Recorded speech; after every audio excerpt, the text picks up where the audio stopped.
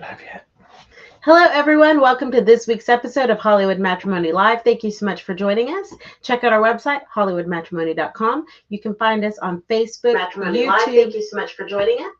So I didn't realize that Facebook, it clicked and it suddenly came on YouTube, live. Instagram, Sorry. Twitter, and Hive. I apologize. You're very loud. Everything about you is loud. Do we want to discuss loud? Mm-mm. You're the loud human. Everything around me is loud by design because I can't hear. You're just a loud human. I'm Latin. I'm loud. We're loud people. Is that what we're going with? That's all I got. Anyways, we're going to be talking about a wide variety of movies today. Thank you so much for joining us.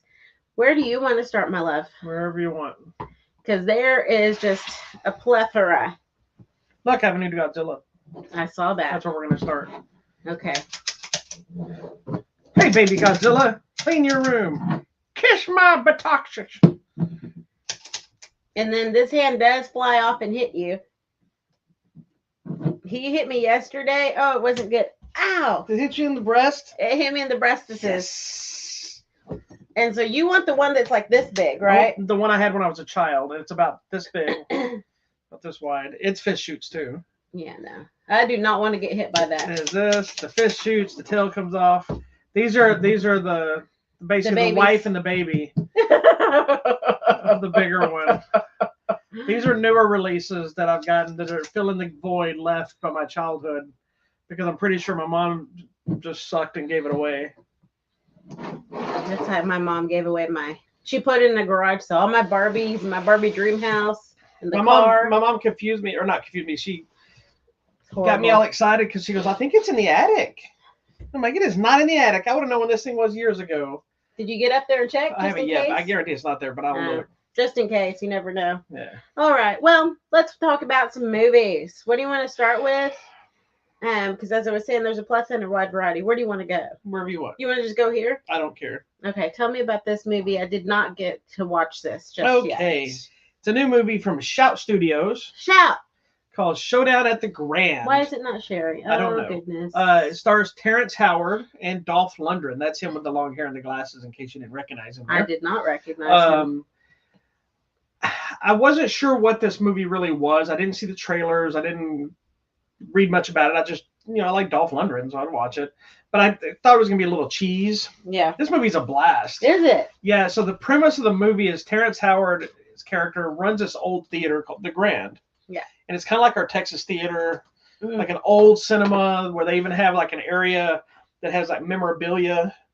And so like he shows old movies and then he comes around and he'll explain the memorabilia to people. This is the car used in this, and this is like, it's a whole museum that's too. Cool. Yeah. And so but he's also struggling to keep it open because it's an old style theater and it's not getting as much people. And yeah. So he's trying to get this action star played by Dolph Lundgren to come do an appearance at the theater.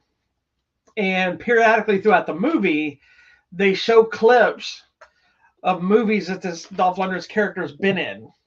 And so it's like one where he's like a vampire hunter, there's a Western, and there's all military film. They're all these, and they're just so cheesy, cliche, but awesome at once. Yeah. But of course, trying to run the theater, he gets involved with some people they're wanting money or they're, whatever. And so now he's trying to fight to save the theater. And then it becomes an actual fight with some corporation that's trying to buy out the theater. And Dolph Lundgren's character finally shows up to the appearance.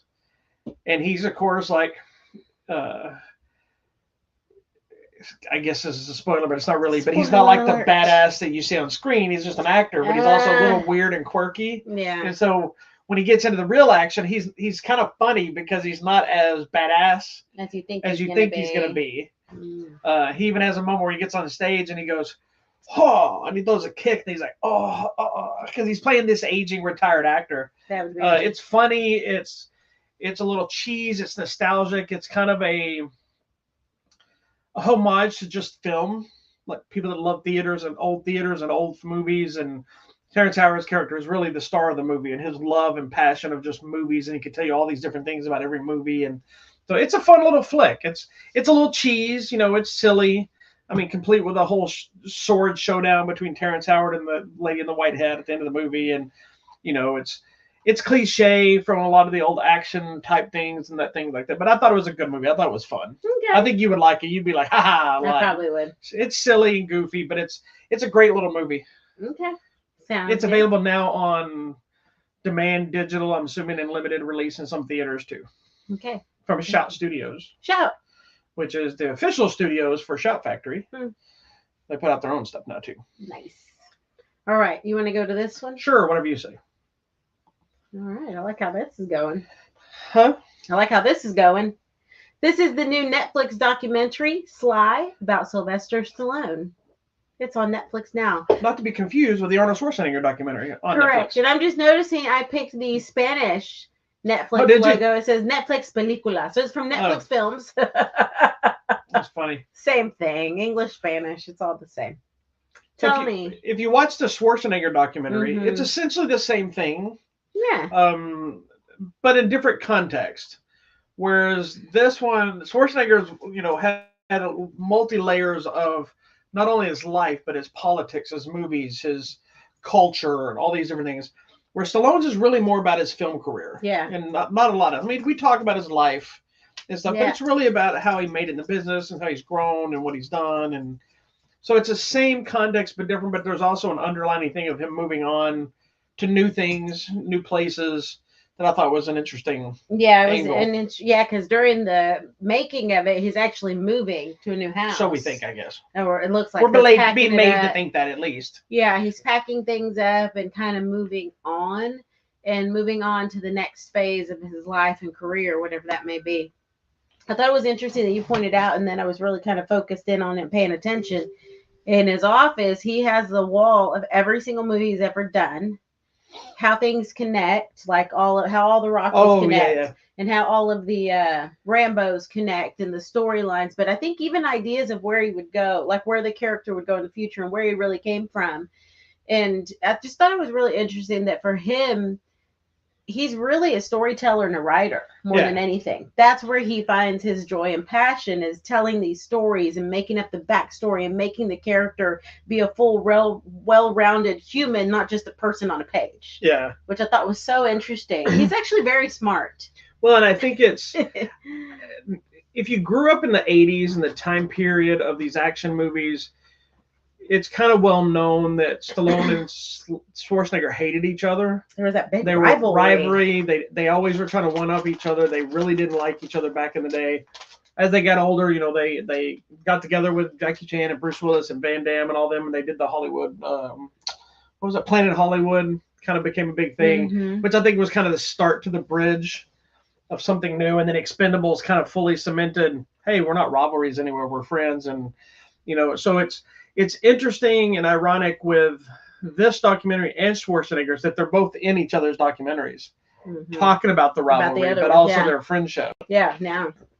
And I it's always cracked me up. There's two stories that crack me up. There's the Commando Rambo conversation, whereas he made Rambo, so he made Commando, so then he made a franchise out of Rambo, and Commando's awesome. Don't get me wrong. And then there's the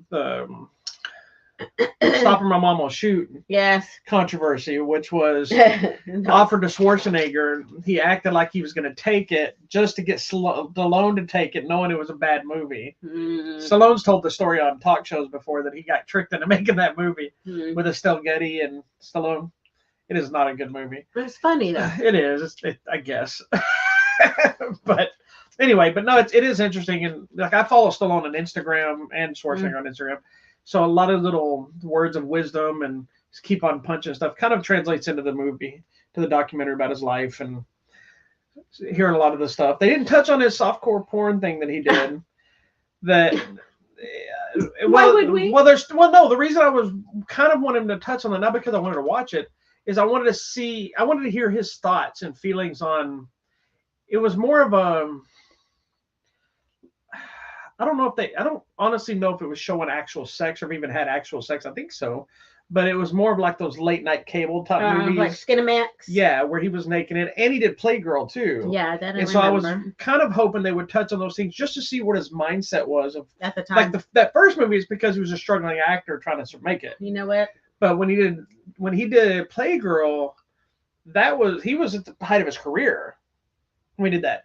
And the reason I know way too much about this Playgirl thing, but I remember, I don't know if I've ever told you this story, but I was at my class, my Taekwondo class. I was a kid when that happened. And I remember my instructor's wife and some of the other ladies were talking about it. They had gone and bought goodness. it. And Stallone was a Playgirl. And I'm like, the Naked magazine? Stallone was in that? And so I never saw it. Yeah. Or did I? I'm sure you can find it on the interwebs, right? If Yeah, you really wanted to. So it's just interesting at the height of his career that he did something like that. And I would have liked to hear what his feelings of it then, why he did it, but also how does he feel about it now? Was it something he regretted doing? But that's not that important to the movie. That was more like that, just off the beaten path stuff. Yeah, very, very off the beaten path. Well, you know what was interesting to me about this documentary? His wife and his daughters were not in it. And I'm wondering if it's because they have that other show together.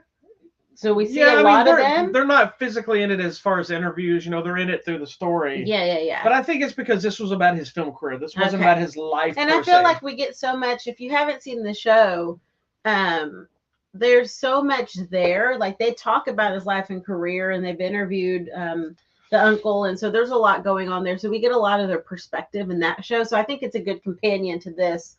If you haven't seen that documentary, it's a series. Well, this seemed also to be kind of a cathartic thing for him to deal with the issues of his father and that history and everything that he went to. It's almost like he was able to tell the story, get it out there, and show how that trauma and that struggle fed into what he's created. Like it made, like he talks about a couple of the movies, and he's talking about how this, and this was the situation with his father, and that's why it's written into that movie. And then it makes, when you think back about that scene, it makes way more sense. Like, oh man, that scene's even rougher now, And it's interesting, his brother is kind of crazy based on the other show that we see of him, but his brother always had his back and understood that whole rivalry thing. His dad, their dad was like jealous of the success, because that's what he wanted. He wanted that to be his American dream, and instead he felt like he just had to support his family and kids. And it was interesting. Frank talks about it, kind of makes me laugh, because I always tell this story about my dad. Is in the martial arts world. Growing up, my dad was super gung-ho, way more than I was as a kid.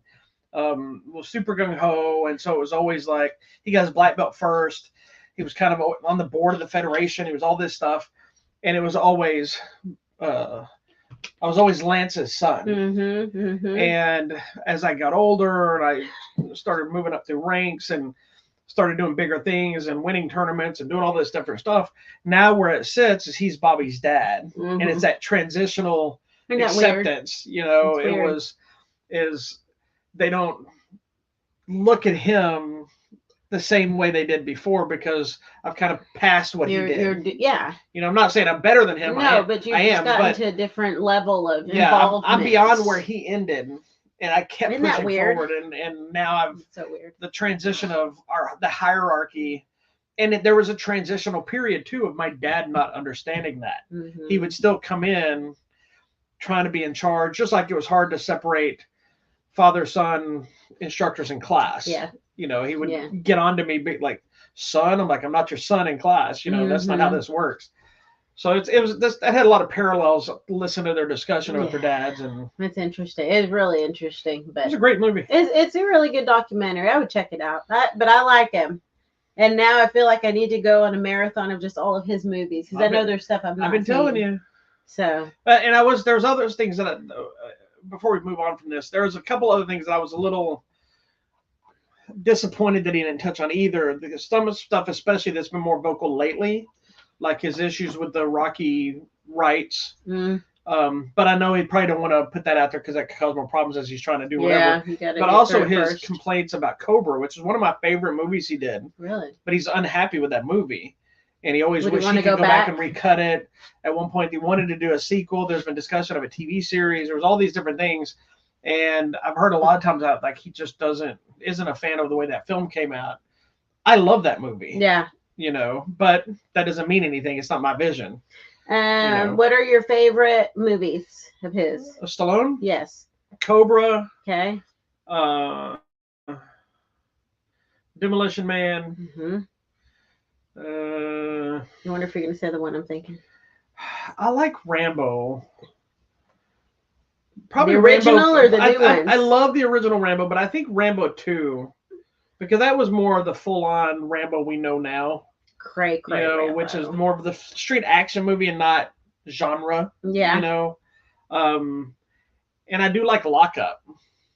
Is that the one where he's getting trying to break out of the prison? Well, he's in prison, yeah. Which is the one where he's breaking out of the prison? I think he tries to break out of prison because there's also Tango and Cash. Oh, maybe I'm thinking Escape Plan.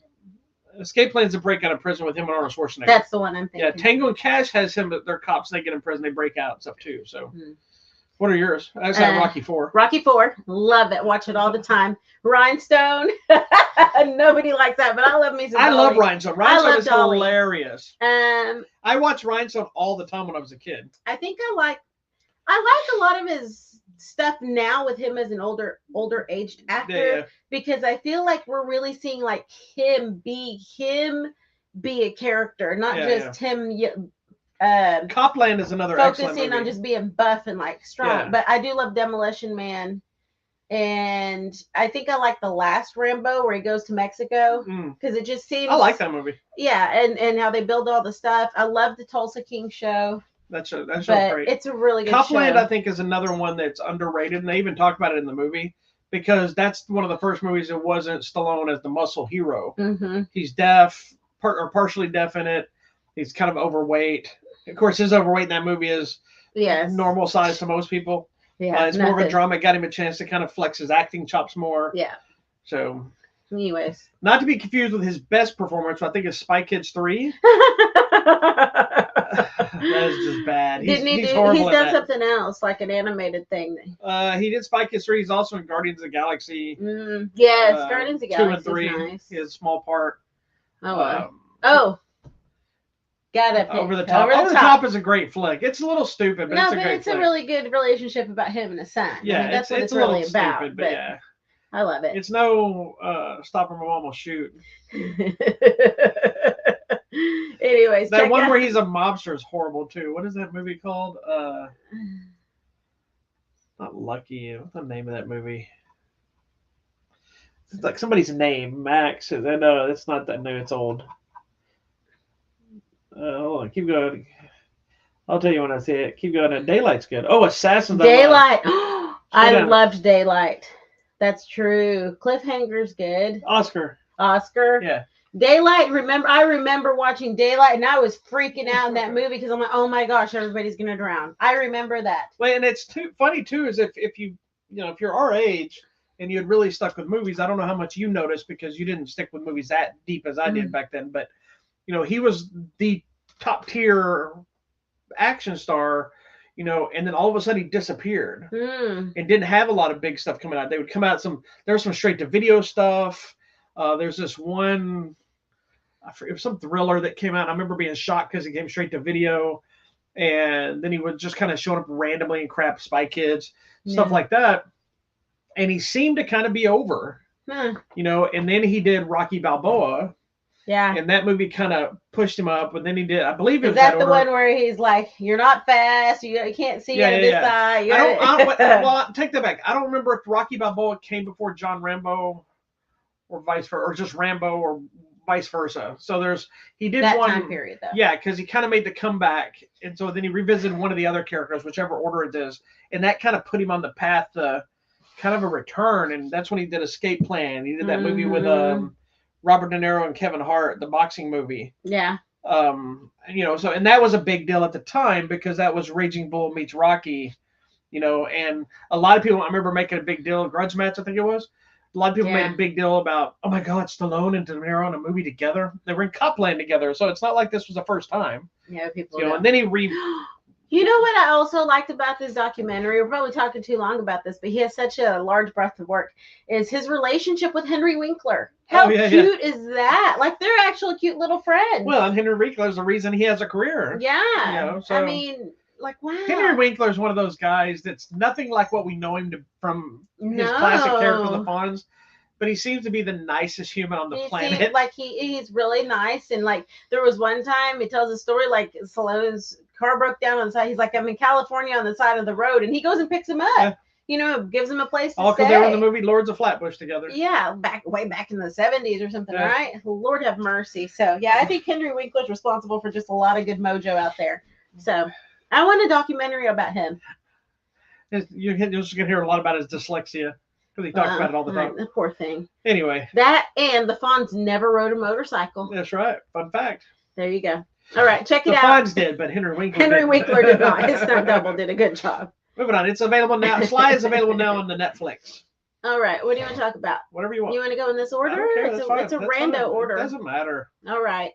We're now talking about the movie Quiz Lady. Was this a Hulu or was this Amazon? I feel like it think it was was Hulu. It was Hulu. It was Hulu because I told everybody to go watch this right now on Hulu. Yes, Yeah, it's right there. Hulu exclusive. Yeah. So what is it's Awkwafina and Sandra Sandra Oh? Oh. Tell us what this is Sandra about. Oh is crazy over the top, and I love it. Tell us what this movie's about. So Awkwafina grows up watching this show called The Quiz Show every single day of her life. She's never missed an episode since she was a child. And really, the quiz show got her through difficult times in life, her parents breaking up, her sister leaving home, and just all these things throughout her life. But that has always been the constant thing in her life. Her mother is now in a home. She's run away. Her sister comes to town thinking the mother's dead, but she's not. And so she's there. And chaos is ensuing in her life. But the one constant thing she can count on is the quiz show. Well, one day her sister films her answering all these quiz questions and submits it to the show, not realizing that Awkwafina is like terrified of people. She's like super introverted. She never talks to nobody at work even knows who she is. She just lives a quiet, sad, lonely life and doesn't want any of it. But this is where Sandra Oh's character comes in and craziness ensues. It's essentially Jeopardy. Yeah. What the hell? Sorry. What are you doing over there? Oh Goodness. I feel like I want to fix this poster. Sorry about that. This movie was hilarious. It is so I honestly, I like Awkwafina, but she can be a lot. I like Sandra Oh. Sandra Oh was the one that was a lot in this. But she was fun a lot. She was meant to be that, and I didn't expect her to be that way. What are you doing? I'm fixing the image because I It's didn't not that like big a it. deal. I like Awkwafina. But I wasn't don't know sure- why people don't like I her. love Awkwafina. Don't get me wrong. I'm just saying she can be a lot sometimes, and she is kind of a one-hit wonder, if you will. She's kind of the same in most everything she's in on some level. She's usually loud. She's boisterous. That's why I kind of liked her in this movie more than most stuff, because she's way more toned down. She's not crazy. She's not silly. She's simple and kind of endearing because you kind of connect with her because you understand the personal issues. You understand finding that weird, silly thing that makes you feel comfort. Yeah. You know, and then shows that you just love and have to see and all this kind of stuff that happens. But the fact that she'd seen every episode since her childhood is never missed a day. And I love that Will Ferrell plays the talk show host, Mm-hmm. and he's nice and subdued, but he's subtle funny when he says stuff, and he's always awkward too, like her, and it makes it more, when you finally meet him in person, not just on the show, you kind of get why she connected with him, because they're basically the same. He's very like, hello. You know, awkward turtle. It was funny. This is such a fun movie. It's hilarious. It's heartwarming. It is. It's about their relationship, but then realizing that, you know, their relationship with their mom is like kind of broken. And she thought she was dealing with her own, but the sister was too. And so then they come to find out that they're really more connected than they thought. And it's really about them rebuilding their relationship. Yeah, through the quiz show. there's some cliche. You know where it's going to go. You kind of know some of the stuff on where it's going to end. And then what's his name is creepy. Who? That guy. Oh, Jason Schwartzman. He's got like these fake old teeth or something. Yeah, because he's like the contestant that never loses. Yeah, like on Jeopardy, that's won 80 times funny. or whatever. There's a great cameo in the movie that has a running gag that's hilarious. Yeah. That when you finally get the cameo, it's like, what? And then it's so kind of also a sad cameo too. And you'll know why once you see it. But it's a really good movie. It's funny. It's just a feel-good, fun movie. Make some snacks, sit down, eat, and prepare to laugh. Yeah, like I said, it's you might cry. I don't know if you cried. I laughed. I cried. I was totally crying. Like the first few minutes, remember? I was like literally crying. Like, oh my. Yeah. And then I was laughing. So, good movie. It's a fun flick. You'll laugh, you'll cry. Quiz Lady is available now on the Hulu. Absolutely. What else we got? All right. Here we go. The next one is The Killer, which is David Fincher's latest movie. It is on the Netflix as well with Michael Fassbender. Yes. Which I was super excited to watch this movie. I like Michael Fassbender. I love David Fincher. I was just like, is that Michael Fassbender guy? And I was so excited I remembered the man's name. Right? Because that's all I don't remember anybody's I'm a names. David Fincher fan. And then you told me it was Tilda Swinton. And I was like, oh, I'm in. Love her. I thought you hated Tilda Swinton. No, I love that I don't know what she's a lady. She's a lady, I know, but I love that she can look like anything because I love people. What like is that it? Erogenous? No. Androgynous. Because I love what that. Is because my erogenous zone. Oh goodness, Tilda Swinton. Oh, hello, no, Tilda. but you know what? Because I find that in a way to be beautiful. Because why do we want to be in little boxes? But why do we be what? In little boxes. Oh. But you know what? Whatever. Little boxes on a hillside. You were hoping I'd go there, weren't you? Yes. No, I like her. I played that song the other day. You weren't here. And I was like, Alexa, can you play the song Little Boxes? And she sure as heck did. Well, it's a real song. It's not just a TV show. Oh, I know. She put it in there. Anyways. I think the TV show made it famous. Yes, for sure. Anyway, so the story is about a killer, a hired killer, who makes a mistake, and there's repercussions. Correct. What I liked about the movie, well, first of all, you got to know, it's a talkie. It is not an action-packed movie. You think it's an action-packed movie because it's about a serial killer, but it's and I didn't expect it to be action-packed. Knowing David Fincher, I expected it to be this kind of movie. Yes. So he's actually talking us through his process of like, you need to focus on your target. Don't let any outside things influence you. Never let your feelings get over. Maintain control. Like always eat properly and exercise. Like he's going through his mental process of doing this. And finally it comes time. I'm petting the dog if it looks weird on camera what I've got going on over here. Yeah, no, I don't think it will. Because I looked at my screen over here and I was there going, oh, there's a baby. There are babies are down There's a dog under the table.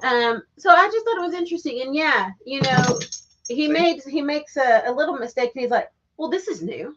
You know, abruptly his narration stops. So you were having a problem just understanding his tone of voice because he's in that weird deep range that you can't hear well. Yeah, we had the subtitles on. I was trying to work and watch it. I had the subtitles on. I could hear his voice, but it was very deep, and so it was hard for me to make out what he was saying. That range. And then there's times where the music is a little heavy, and so it was really overbad. So I was struggling to not only be able to hear it, which then in turn makes it hard for me to get invested. Yes. Like I like the movie. I think it's a great movie. I think it's a little slow paced, more so than I expected. Sometimes there's times where it didn't need to be drawn out as long as it was. Yeah. But a lot of the issues that I have with the film are my own issues that I it's just can't you do not anything being about. Able to get into it. So I don't want that to I don't want that to take away from the film because some of that is my own issues of being able to hear properly. Had I been able to hear it through earphones, I probably could have heard it, understand it a little bit better, and change the bass a little bit. Yeah, his voice is very bassy, and it's right in that weird. And I love Michael Fassbender. I've never had trouble hearing him before, so yeah, it's something about the way. I think it's because he was monologuing. It was all his inner monologue. Now it was interesting because at some point it becomes like a thriller of him trying to find out who did something to someone, and so he's now and we were watching him kind of go through the process of it. There's one thing that I felt was left undone, which is the one weird guy on the plane with the suitcase. We never really found out what that was about, but that's okay. So that was my issue. There were some issues that I felt, again, some of it was probably my issue of being able to hear, but it felt like there were some moments left out. Unresolved issues. Yeah, like they set up something or he shows up somewhere and we don't really know how he figured out to go there. Or it felt like too quick that he just found something. But at the same time, in the line of business that he's in and what he's been through and who he's connected with, makes sense that he could probably easier figure it out. So those weren't as much of an issue for me. It was really, like I said, my struggling hearing and understanding because of the tone, the way the movie's made. I still enjoyed it. His performance was great. But it is slow. It is slow It is and it's not- a talkie. It's not an exciting movie by any means. No. So there you go. It's a good movie though. If But you like David Fincher, like killers, like Michael Fassbender. but I think it's probably one of those you need to watch when you can actually pay attention to it. Yeah. Because it's not one of those you can just watch in the background. So, Yeah. there you go. Tell me about this one. This one is getting so much buzz. The next one is the movie, the Alexander Payne movie, The Holdovers. So much award It talk. is awesome. Is it? It is one of my favorite movies this year. And it is a slow movie, but it's a drama comedy kind of thing.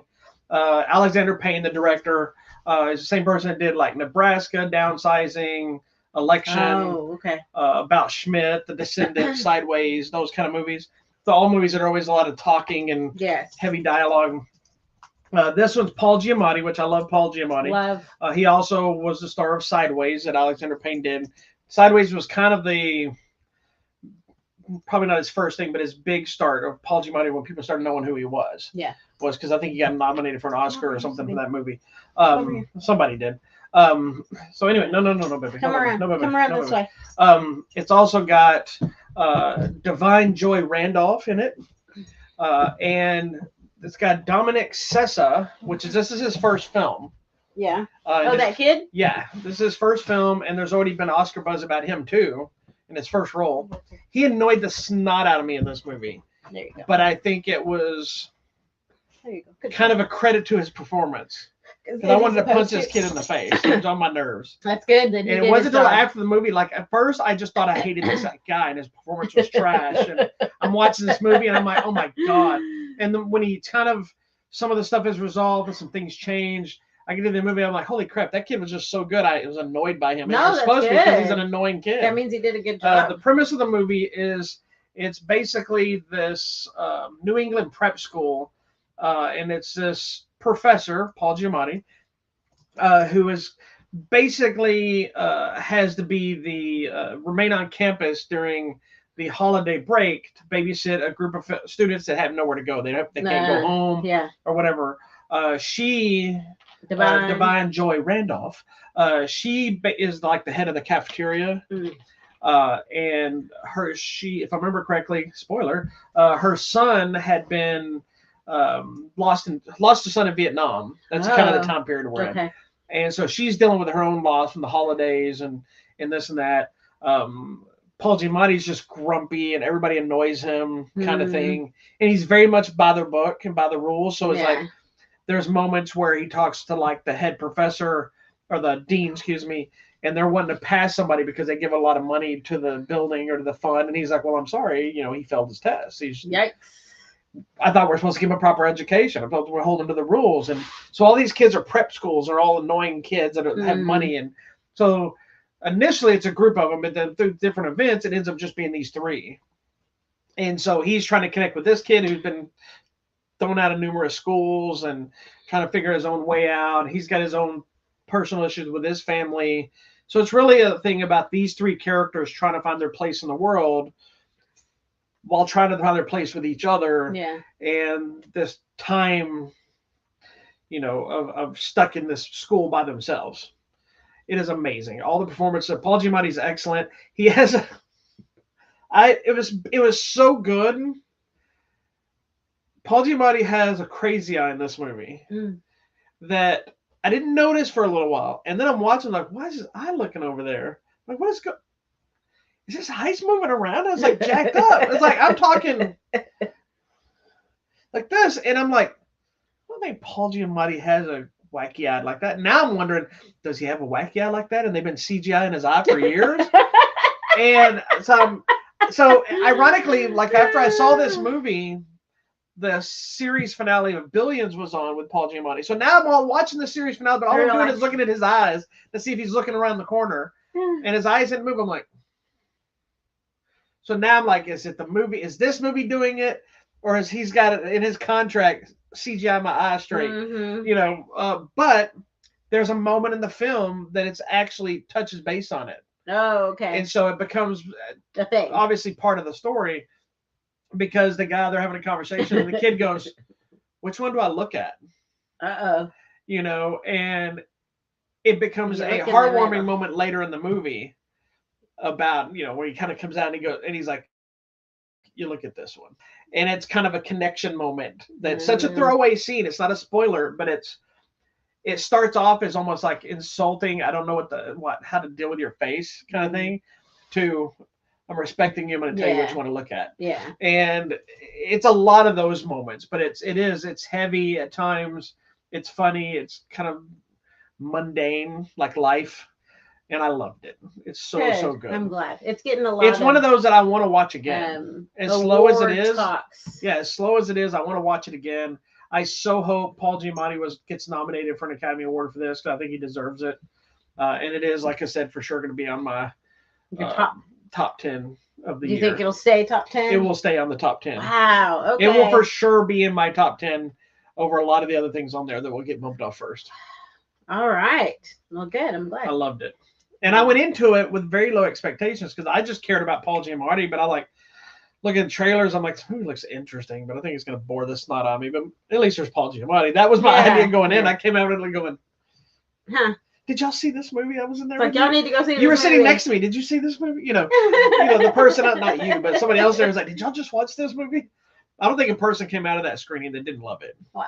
Well, what about my arch nemesis? I'm pretty sure he loved it because this seems to be his life. He seems to be the Paul Giamatti character because I think he's a professor. I don't even know. And I think he dresses like him. He has a sweater vest and everything. So yeah, I need a sweater. He even has an eye that does this. No, he doesn't. But who knows? All right, check it out. It is It's hitting theaters this Friday. There you go. Oh, I forgot about this. We got It's two more. A Wonderful Knife. Oh, I love me some horror movies for all seasons. We need to make a point to say neither one of us are fans of It's a Wonderful Life. I think the movie's overrated. It is. I don't think it's all that great. What's his name is not a great actor. Who is it? To Kill a Mockingbird. That is the movie I prefer to watch. If I'm going to watch Jimmy Stewart. Jimmy Stewart, I disagree with you. Jimmy Stewart is a great actor. That movie I just think he's the same in everything. Correct. He's a great actor. That's why I'd rather watch To Kill a Mockingbird. I used to call Ben Affleck the Jimmy Stewart of this generation. He's evolved past that then, but for the longest time, Ben Affleck was just Ben Affleck in every movie. Until he became a director. Yes. Ben Affleck was just Ben Affleck. Just like John Wayne is always just John Wayne. John Wayne has no range. Yeah. Jimmy Stewart, I think, was the same way. Except for, I thought, in some of the Alfred Hitchcock stuff, Jimmy Stewart was way better. Yeah. But his Westerns and What's Wonderful Life was the same crap. Neither one of us liked that movie. Not really. We're both irritated by that one. And what is the other one? Miracle on 34th Street. I can't stand that movie. I will watch it. I've seen it maybe 3 times, but that's 3 times too many. I can't get through it. I think it's so boring and dumb. Oh no, this was Gregory Peck in To Kill a Mockingbird. No wonder it was good. I didn't know why you didn't. Jimmy Stewart was just that other one. He did Rear Window, I think it was. Oh, well, I liked Rear Window. He was good in that movie. Oh, well, what happened? That's what I'm saying. In Vertigo. Yeah, that's what I'm saying. In his stuff with Alfred Hitchcock, I think he was good. So everything else I saw him with the Westerns and the other stuff, I thought I just felt like Jimmy Stewart and everything. He was just a Western guy. Anyway, for now we have one that I got excited like you did because it had a mashup of It's a Wonderful Knife. Yeah, so excited. What is the premise of this movie? So It's a Wonderful Knife is basically a play on It's a Wonderful Life. It's not a play. It's a take on. It's a movie. It's a play about it. Basically, there's this killer, and someone makes the wish. I wish I'd never been born. Hold on, it's important for there's a killer. They stop the killer, and then things just kind of get annoying after that to this person. Then they make that wish. Things happen, and that's why they make the wish. And then we see what would have happened without them there. And one of the things I thought was super clever, and I don't know if you caught this or not. So in It's a Wonderful Life, there's a whole thing about an angel that comes down. When the angel gets its wings. Yeah. In this one, that killer is called Angel. Yes. So I thought that was a clever twist. Killer. Was the killer is the angel instead of an actual angel kind of thing. There's no supernatural twist outside of the going back in time. Yeah. Different alternate reality. Correct. So you have to buy into that mentality of it. But if you can buy it into it and It's a Wonderful Life, then you should be able to buy it into it in this. Correct. Guys, this is such a fun movie. I really enjoyed it. We did get to see some kills. We got to see a little bit of blood and guts. And I think the creepiest person was, what's his name? Justin Long with his teeth. The town mayor or whatever. Justin Long's teeth. Oh my gosh, it's crazy. He had full on teeth like in that cocaine movie with what's his name? What's his name? Blow? Yes. With the crazy teeth, like full on fake tan, preacher hair. Like it was just full on craziness because he's basically like the town mayor and he's trying to just make sure all the people are happy and taken care of. Craziness. Yeah, that's all. I just liked this movie. It's just fun. It is. It's a fun flick, and the person that wrote it is the same person that wrote Freaky. Oh, that's why I liked it. And so it's got that same tone to it. And if I'm not mistaken, what is this dog doing? Let me tell you something real quick. Let me tell you something while you talk. Go ahead. Okay. Psycho killer Christmas Eve. Winnie wishes she'd never been bored, find herself in a nightmare parallel universe. I think the other thing that was interesting about this is it's a high school kid that's made the wish, and just seeing the repercussions of the high school, what happens in the alternate universe because this had happened or had never been stopped or whatever the version is. I don't mean to interrupt you, but I do want to point it out that the writer, Michael Kennedy, liked my review. Oh, good, because it's a good movie. That's why. So thank you, Michael Kennedy. And just to see not only the breakdown of her family, here's the crazy thing, is seeing the breakdown of the family because in one thing the killing stopped, and then seeing the breakdown of the family in the other because the killings didn't. Yeah. You know? And it's also kind of a Back to the Future vibe where things change because you change this, and so different characters are different ways, and I know that's part of It's a Wonderful Life as well. I know one review friend of mine wasn't a huge fan of the movie. I don't think he hated it, but I think he's a big fan of It's a Wonderful Life. And one of his issues was it felt like they just literally remade that story in a slasher movie. I'm like, that's what I expected them to do. That's what I was hoping. If you're going to use that title, I want it to be exact. I want it to be better.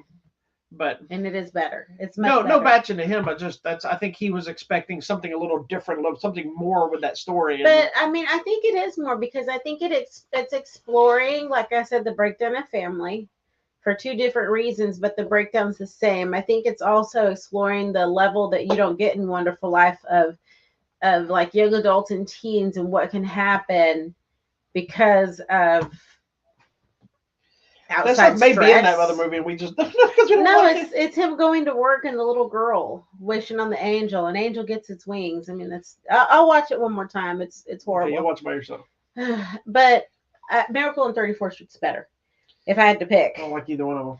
I mean, I prefer Santa Claus or something with Goldberg, something or Dead Slayer or whatever, Krampus or Batman. Santa Slay is Goldberg.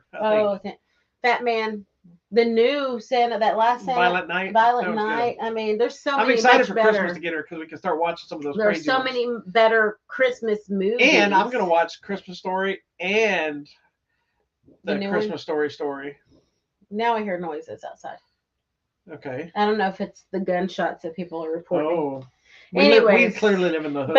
But I was thinking too, just exploring the story of what happens to teens through outside violence, like you see in some of the drug use, the craziness, people just they don't care anymore. I mean, so you're seeing that denigration of the human psyche itself.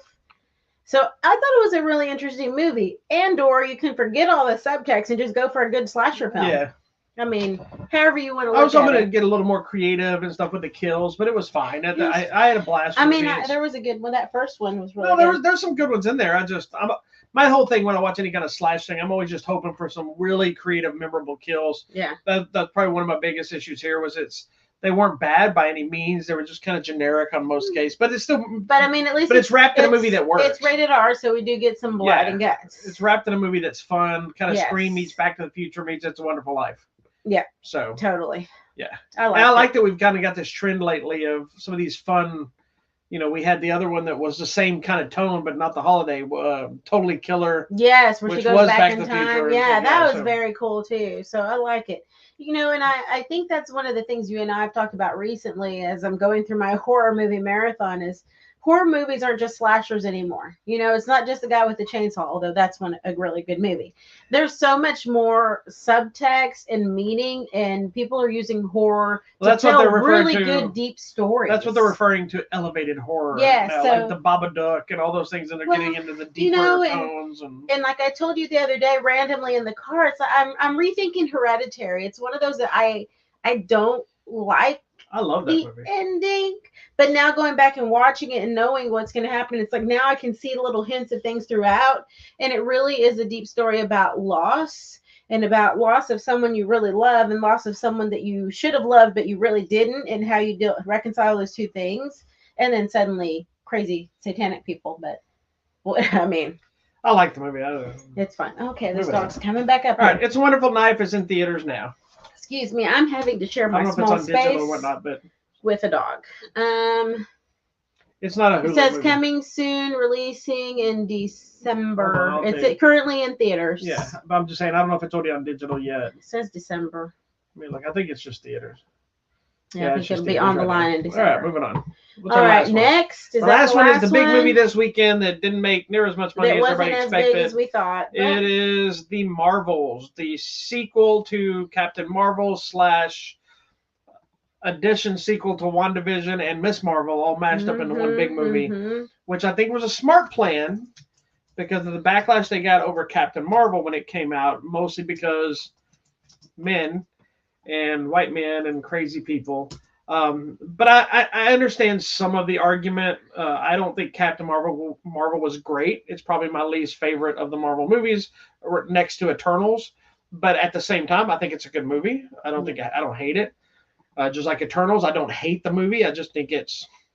It was they skipped too much stuff. That it needed You're talking to about be. Eternals? Yes, we needed. It feels more. like we were dropped into a story that we missed. Yes, that would have been good as a miniseries or something. Eternals has grown on me over time. I like it, but I want more time to explore some of the stuff. It's like we got in the middle of it. So Yes.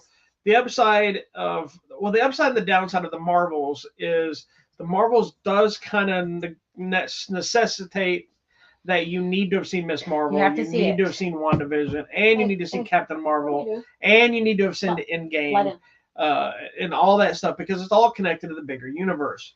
At the same time, they keep it with enough context where they kind of explain it all to you.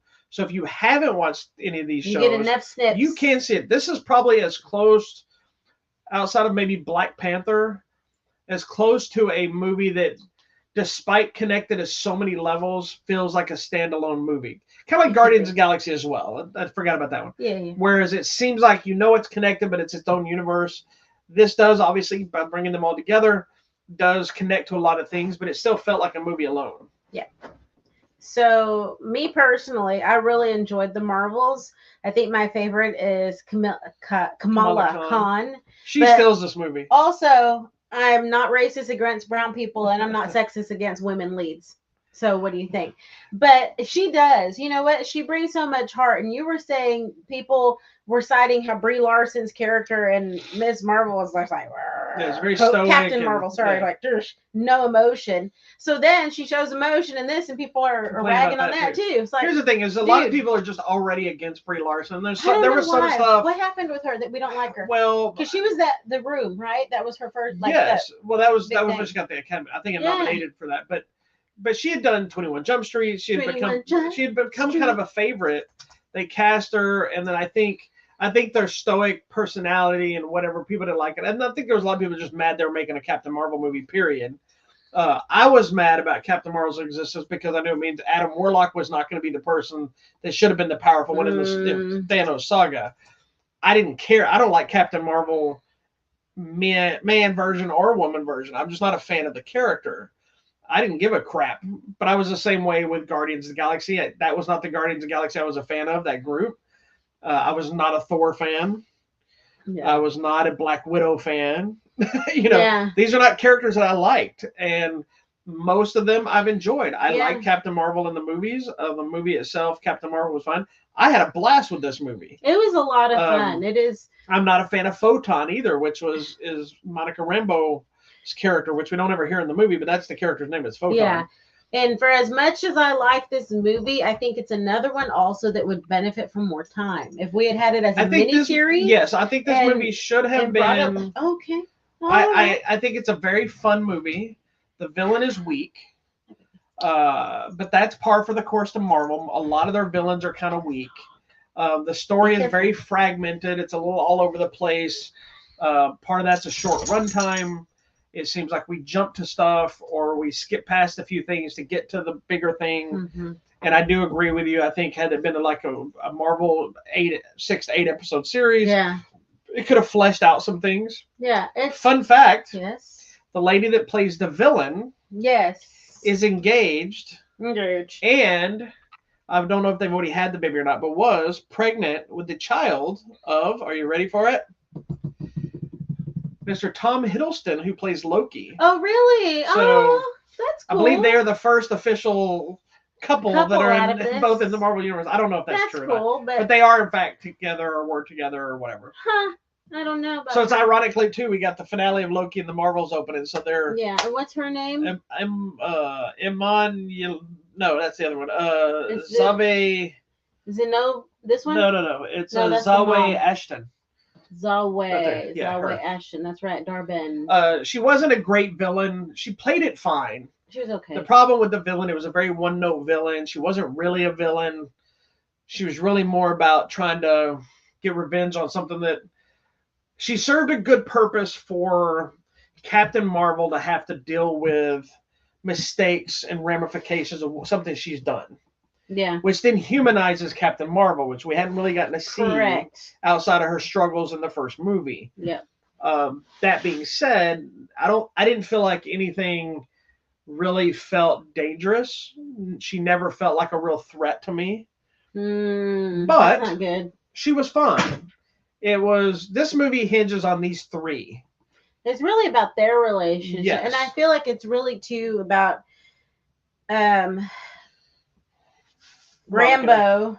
Yeah, Monica and Aunt Carol Danvers. reconnecting and re-understand, because there's a lot of hurt there And on both sides. I think that's where there's a missed opportunity in this movie, because this should have been a bigger deal, because especially when you first talk about it, it talks about like we haven't talked yet, and they haven't talked in like a gazillion years, and we like get 10 years. thrust into together. There's only a Awkward. few times in the movie that they finally get to discuss it, and then they're over it.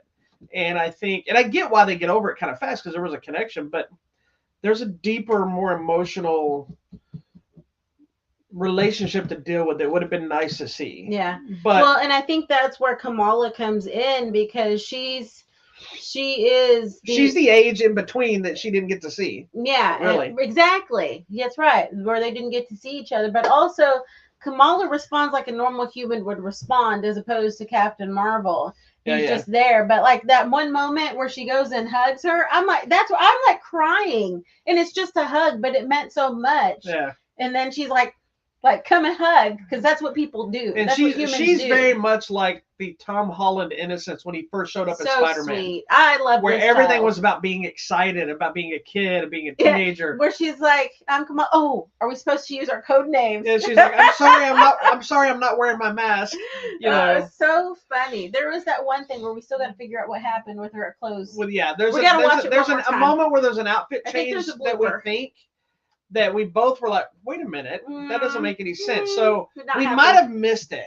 Maybe Because I honestly think that the moment prior to that, and then the moment of the discussion before all that went down, is that there was a costume change. I don't. But we think weren't so. really paying attention to No, that because I other things know. were She was happening. sweeping. And so, you know what? You're just have to take me to watch it again.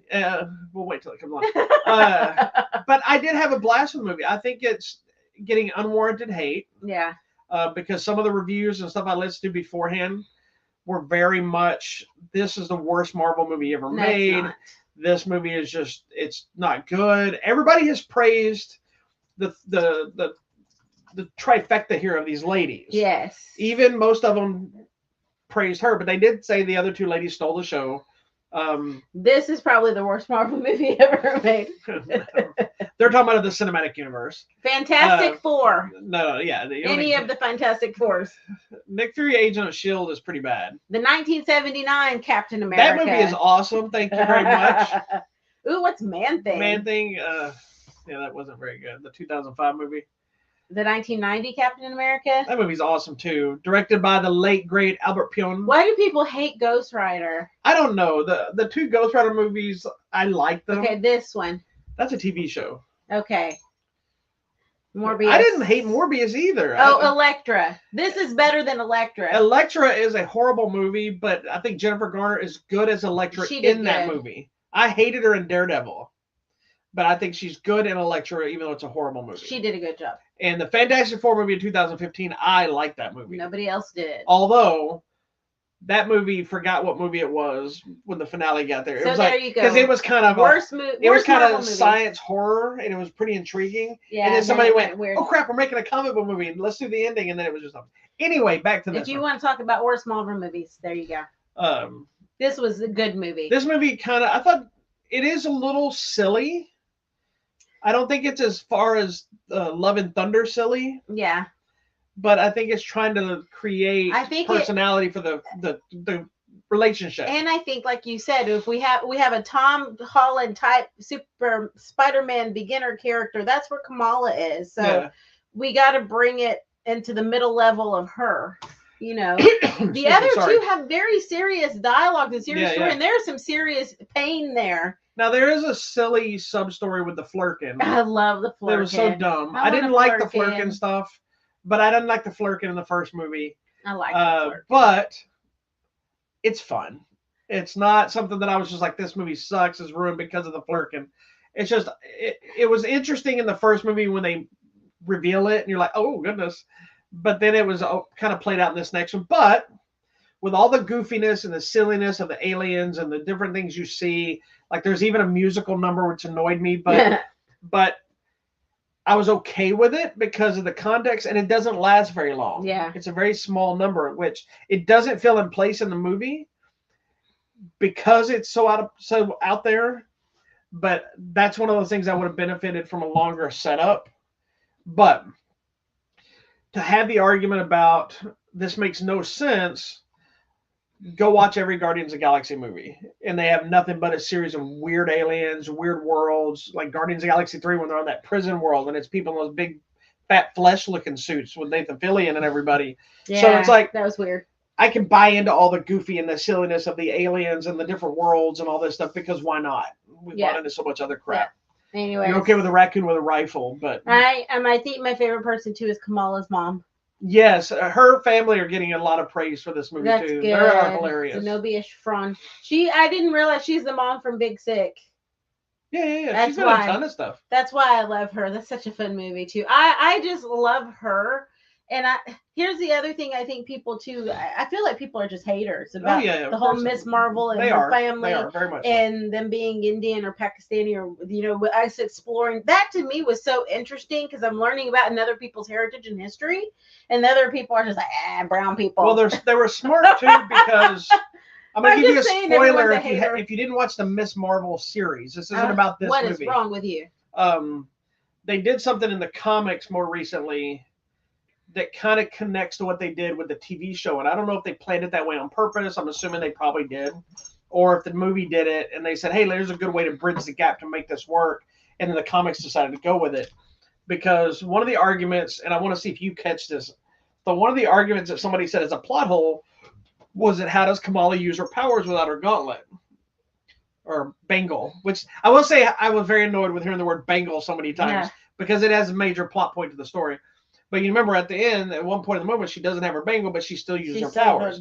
Do you remember why she can use her powers? It is said essentially at the end of the TV show. Because I think they said something about a mutation. Yes. So the end of Miss Marvel sets up the idea of the mutant. Yep. And that she is a mutant possibility. And not, the bangle doesn't give her powers. She always has them, but it helps harness the powers. And it's really connected more towards because of her grandmother. Correct. And in the comic, they killed Camilla off. recently. What? And it was a big deal on two sides. The fans of the character were pissed off and sad, and then the people that were the haters were excited to kill her. I'm like, who cares? Kill her. She's a horrible character. Yeah, she was huge. But in the X-Men comic, they on Krakoa or however you say it, they had the ability to revive mutants. Their mentality was saved on whatever, and they had these egg pods that would basically birth a new body. So if Wolverine dies, Wolverine comes back. He can come back with his full memories. He's just Wolverine again. So Camilla is reborn on Krakoa, and she is now an X-Men. So this has been used to create the potential gap of the future, which I think is smart because they took a kind of a lesser known character, big known in the comic world, but lesser known to the cinematic universe people. And now with one simple line in the TV show has said mutation. So now they've we now have our first mutant in the Marvel Cinematic Universe. That opens up a realm of possibilities. Well, we all know that now that Marvel has the rights of Fox, we know that the X-Men are going to be coming eventually. Well, what's his name was in... Well, that's what I'm saying. When we did the Multiverse of Madness, Strange, yes. we introduced Professor X in his little hover thing. And so you now know that all the X-Men exist in this world now. So now it's how are we going to see them? We know Deadpool 3 is coming, and we're going to have Wolverine in there, and that's going to introduce a lot of stuff too. So it's an interesting gap, a bridge to that, and that explains for anybody that doesn't realize. Makes no sense because she's a mutant. Her powers are mutant ability, not given to her by the Bengal. Correct. Now, if I'm wrong about that and there was another reason, somebody tell me, but that's the extent of my knowledge. That's what they said in the show, so the comic could be a little different maybe. Well, I don't read her in the comic. So. I just know because she died in an issue of Spider-Man I read, and she shows up in the X-Men book that I read. That can't be any worse than Monica Rambeau getting her powers by going through a witch's hex portal thing. Right, which... All you had to know is that line. Yes. And without watching WandaVision. I mean, she's like, so wait, you got your powers going through a witch's hex? And like, yeah, okay, we'll just go with it. Which we're getting an Agatha TV series too, so we'll probably dive more into that. She was so good in that. She's getting her own mini-series. Because I like when she's like, oh, the cat. So the other interesting that Marvel's going to be doing now, I don't know if I've told you about this. So you have movies like The Marvels, that's directly connected to the Marvel Cinematic Universe. They're starting a new branding, if I'm not mistaken, that's kind of movies that aren't connected to the bigger picture. So random stories, TV shows, movies, stuff that can come out. Random stories. Stuff like Werewolf by Night nice. Would technically probably fall in that realm. Man-Thing that you were talking about a while ago. Yeah, what's up with Man-Thing? Man-Thing is the thing in Werewolf by Night. Oh, that big creature. That tree-looking thing. That's Man-Thing. Which was their version of Swamp Thing. Same idea, but he touches people and melts them. That's kind of creepy. So, like, one of the things that I think is, even though it's connected, is kind of being a part of that brand is the new Echo series that's coming out. Echo is the deaf chick that was in Hawkeye, Kingpin's daughter. Yes. Or adopted daughter, whatever you call her. So there's, I don't know if I've shown the trailer, but she has a mini series coming out. It's very brutal. Nice. It's like I'm excited. You watch it, you're like, whoa, Marvel, calm down. But they're embracing, like, Deadpool 3 is supposed to still be rated R. There's been talk that Blade's going to be rated R. So they're embracing some of this stuff and now understanding we don't need to connect everything. Correct. We can have stuff. They can have their own story over here. And they'll probably make it to where it sits out here, but they could easily left turn it into something. Like, I think X-Men is going to probably be one of those things where it's over here somewhere, and then they somehow funnel it in, with one of their multiverse things. Fantastic Four may be a similar situation. We know we're getting an X-Men movie at some point. We know we're getting a Fantastic Four movie, so we'll see. But the Marvels, I liked the movie. I thought it was a fun movie. It was fun. It's interesting. It's got a very high audience score despite a low review score. Yeah. And I have yet to see too many people, like, at least that we know, post when they came out of it. Most of them was like, man, that movie was way more fun than they've led you to believe. Yeah. So it does have issues. It's not perfect, but it's fun. There you go. And it does not have 2 after credit scenes. Let me be clear. It has a scene at the end of the movie that's away from the main story that is setting up some future stuff. That could be a lot of fun. Yep. And it has a mid-credit scene that sets up a whole different thing. but also punches fans in the face with like finally and super excited. It's a great little scene. It's exciting. So check it out. So the Marvels is in theaters now. It did not do the money that everybody thought it did. It is the lowest box office for a Marvel movie yet. It's still good. But I think it's going to find an audience. I don't know if it'll make the box office, but it's hard to tell if the box office is because it's this movie or there's a lot of talk about comic fatigue, movie fatigue. Yeah, superhero I think Marvel's fatigue. putting out too many things so much. Same way with Star Wars is putting too many things out. So with next year, I think we only get Deadpool. So we'll see how it'll gets people excited again to be like, what else? When do we get to watch? We get Echo, I think, Deadpool. Echo will be a TV series. I think there's one other thing. We're getting a new Daredevil TV series, but I don't know. They fired all the showrunners and are starting over, so I think so. But is it still that same guy? Still the same guy. Good. Okay. So don't mess me up, man. Anywho, go check out the Marvels. There you go. All right, tell me over there what's coming out, buddy.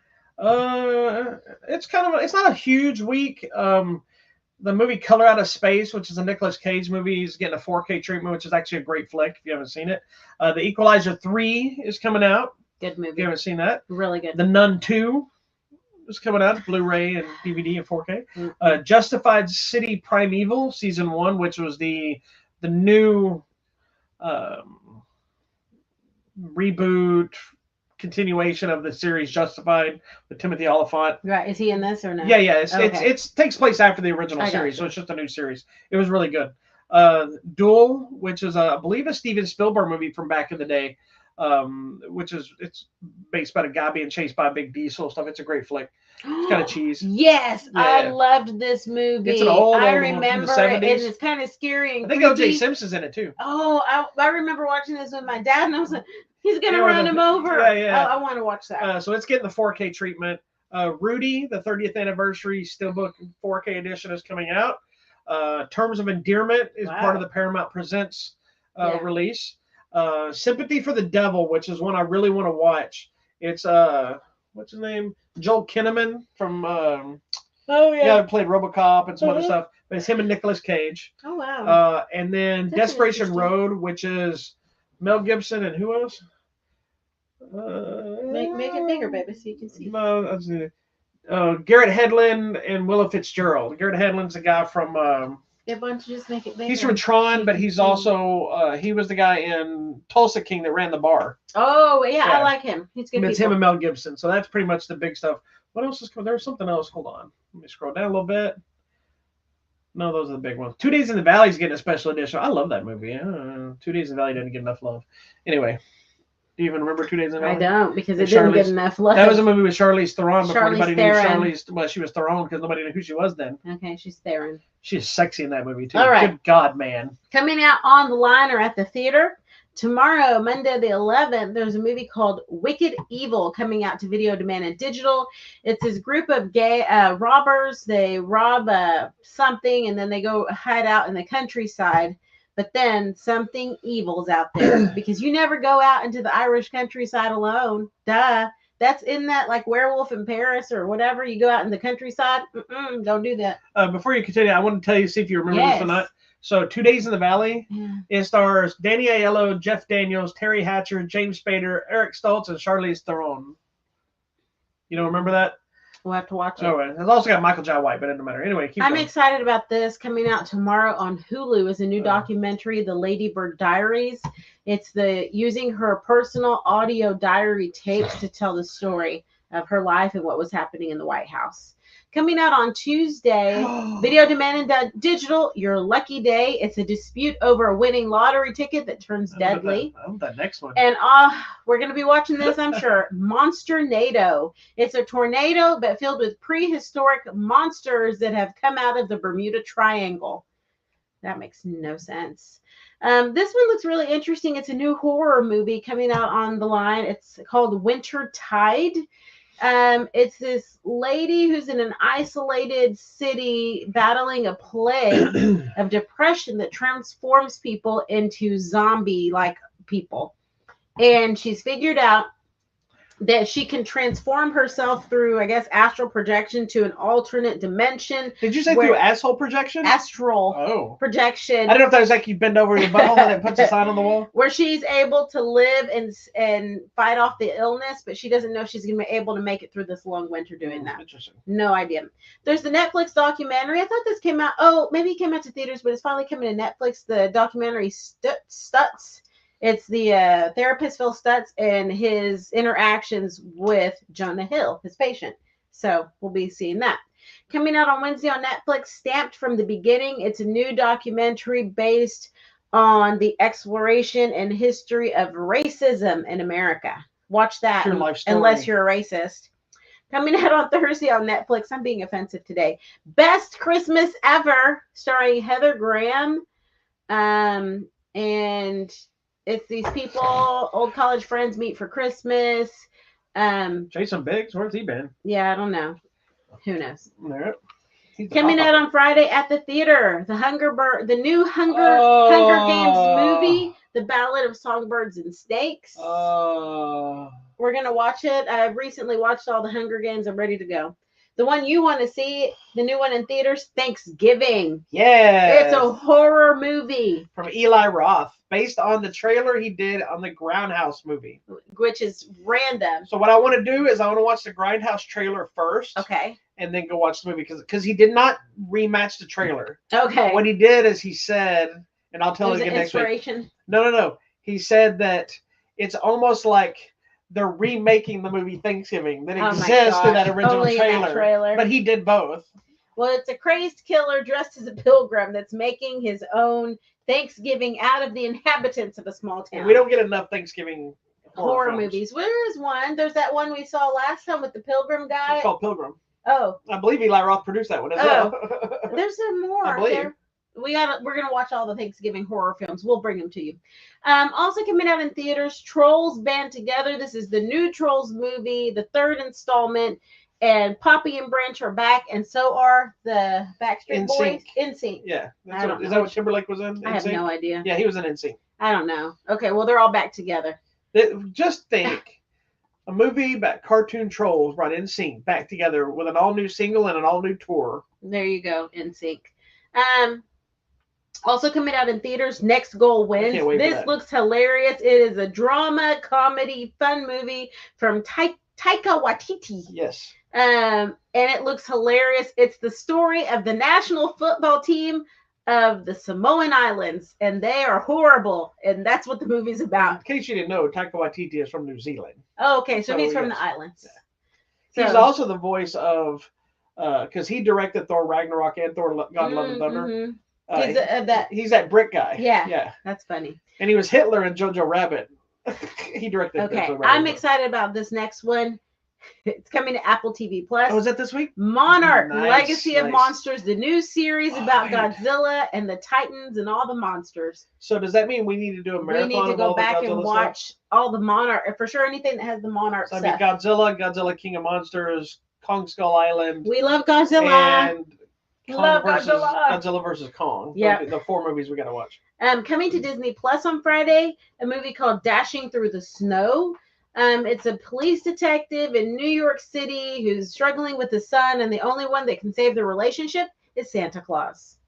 Coming out on video demand and digital, Manodrome. It's a young man who's conflicted after he finds out his girlfriend is pregnant, and he's just struggling with that. Coming out to Prime Video, a new documentary about Tyler Perry called Maxine's Baby, the Tyler Perry story. I didn't know if you wanted to watch that. Yeah, I think it'll be interesting. Coming out to Peacock, Please Don't Destroy the Treasure of Foggy Mountain. It's a comedy with John Goodman narrating the story about 3 friends. Sure it's a comedy? It says comedy. Oh, okay. So check that out. If John Goodman's narrating, I'm there. Well, he's not in it. He's just narrating. He's narrating. A new movie with Zac Efron on Netflix, A Family Affair, a surprising romance with a woman and a movie star. I can't wait for his next movie that's coming out, The Iron Claw. Coming out on Peacock. There's so much coming out this weekend. Please Don't Destroy. He's getting ready for a Thanksgiving holiday. Get everything out so people can watch it. Story of 3 childhood friends who live and work together, and they decide they're going to go look for buried treasure. Coming out on Netflix, this is going to be an interesting documentary. Rustin, this is the story of civil rights and gay activist Bayard Rustin. So check that out, and that's it. So much to go see and do. Even if you don't go to the theater, watch some stuff online. Netflix, Peacock, Hulu, Amazon, Apple TV, whatever. There you go. Tell me about the giveaways, baby. All right, so we got a few. I got one I'm going to be adding that's not on here just yet. But so we have a couple of new ones. One of the new ones, I think we'll be talking about in a couple of weeks, is Crocodile Island, which I believe it's an Asian film, so I don't know other about crocodiles in an island. Make it bigger there. Crocodile. I don't know if they're giant crocodiles, but I'm assuming from prehistoric look that they probably are. Crocodiles. We haven't watched it yet. We have copies of Warhorse 1. Such a good movie. I cried. It is a great movie, man. It's really good. I think it's one of those that Johnny Strong. Woo!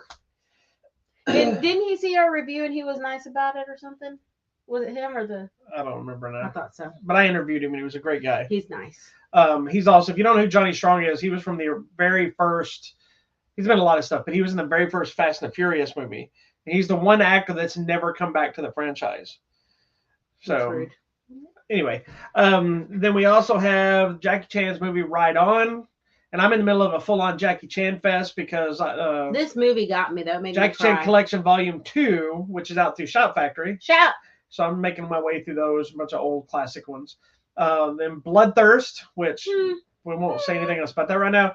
And then we got 4K copies of Blue Beetle, as well as the new edition, The Nun 2. No, thank you. But just so you know, I will be adding, excuse me, a Blu-ray version of Scrooged that I'll be giving away for the holidays.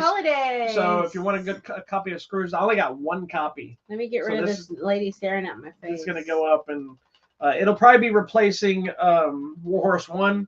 So if you want to get your Warhorse 1 in there, and there's a couple other things that are showing up, I just may, maybe have 2 other giveaways coming up. Oh, really? One of them just might, if it gets approved. This isn't a tease like I already have it. I'm waiting for the official approval. But it was asked for me if I wanted it. Nice, yes. There may be a Denzel Washington movie on a giveaway soon. You know, and there may also be a giveaway on a certain horror franchise that we love. Ooh, so nice. Okay. Just watch out, sister. Be on the lookout. Check out our website, HollywoodMatrimony.com. Don't forget to go to the contest button.